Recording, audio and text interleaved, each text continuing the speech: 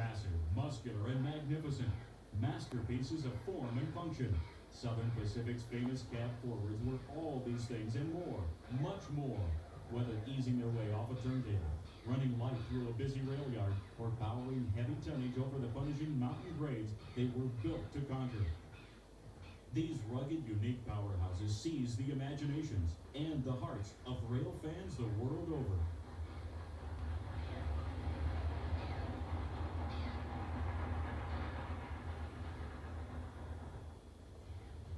Now, Video Rails brings you all the drama, the sheer essence of these incredible engines with rare, unforgettable film footage as a gallant AC-11 pounds across a legendary main line one last time.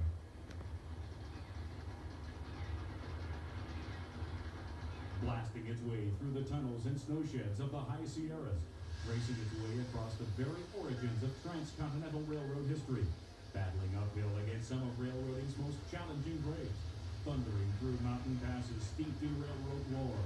This is the ultimate rail journey, one you'll want to make time and time again. You'll be there to see it all, from initial test runs to the final triumphant return over the high Sierras, complete with breathtaking photo run-bys and footage that puts you right in the cab.